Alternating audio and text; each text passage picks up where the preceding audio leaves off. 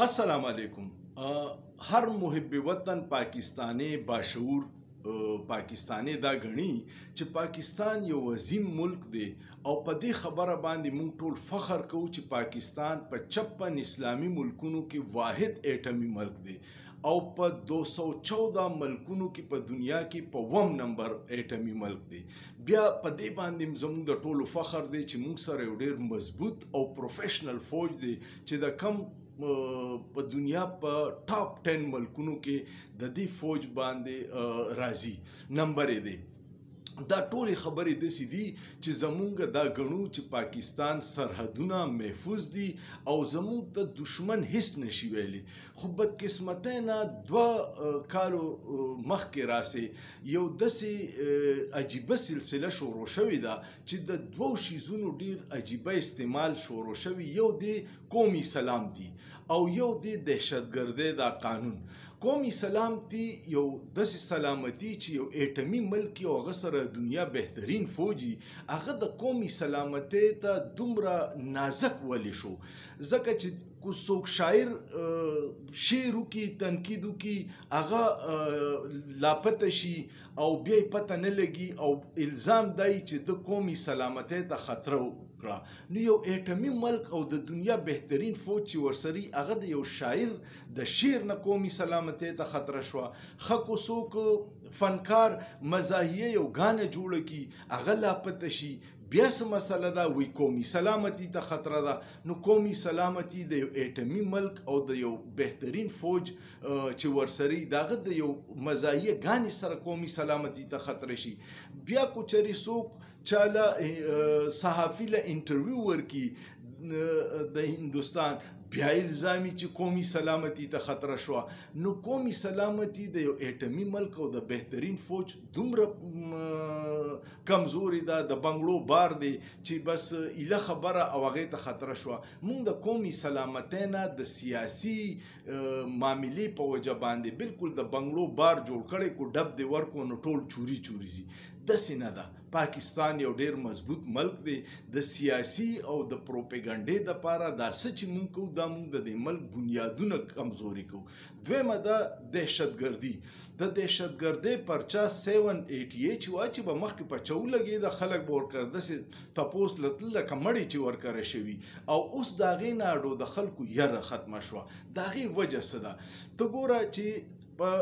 اسلام آباد یا لاهور کې څوک جلوس وباسي او د دفعه 144 خلاف ورزي وکړي نو په هغه هم د دهشتګردۍ 788 پرچه کټ کیږي او چا چې په پېښور کې په آرمي پبلیک سکول کې 200 ماشومان شهیدان کړي هغوی باندې هم دغه پرچه درج کیږي. ښه په بل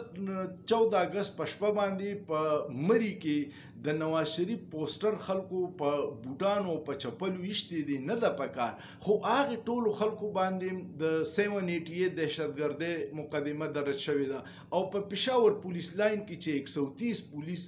شهیدان شوي دي په دهشتګردۍ په دماکه کې هغوی باندې هم 788 ده. نو دا 2 خبرو نه مونږه مذاق جوړ کو د یو د قومي سلامتي نه او یو د دهشتګردۍ نه. دهشتګردي زمونږ د دې ملک مسله ده خو دا کم قانون چې مونږ د عام خلکو خلاف استعمالو نو اوس چې ته بیا دهشتګردو والا خبره پروپاګاندا کې بیا خلک په شک کې مبتلا چې دام دغسې دهشتګردي چا چې د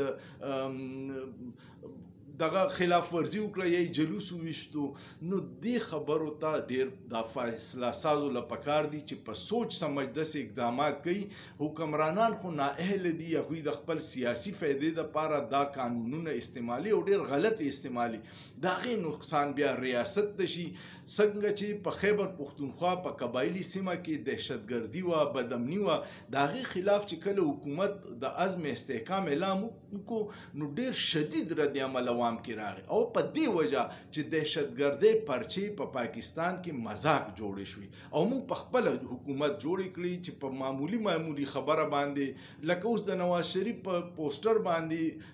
چپل یا بوټ ایشتل دا څومره لوی جرم دی چې په هغې په 40-50 کسانو باندې دهشتګردۍ مقدمه جوړه شوه. د خدای دپاره د خپل ملک د سوچو کې مخلص خلک په هر اداره کې دي هغوی لکوټي دې باندې اواز چوت کی چې یاره دا مونږ څه کوو دا مونږ ملک کم طرف ته روان کړی او خپل هلکان خپل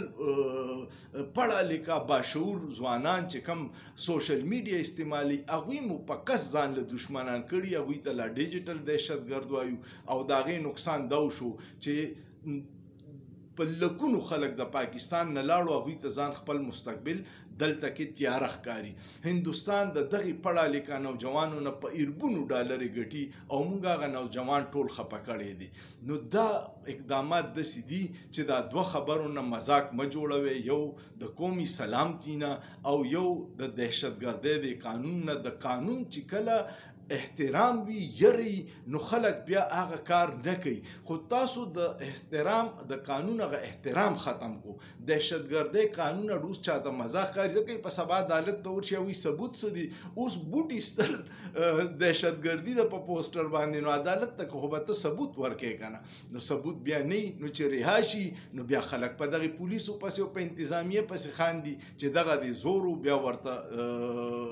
پرچه ختمه شوه نو د خدای لپاره عقل وکړئ شعور استعمال کړئ سوچ سره فیصله وکړئ او د ملک مفادات د سیاسي انتقام په وجه باندې مه خرابوئ امید لرم ستاسو به ویډیو خوښه شوي کوم ویډیو خوښه شوه نو لایک کمنټ او شیر په دې کوئ چې په سوشل میډیا کم دا پابندیانې دي د دې توړ ستاسو په تعاون سره دی او سوچ به وکړئ په سوچ کې څه ګناه نشته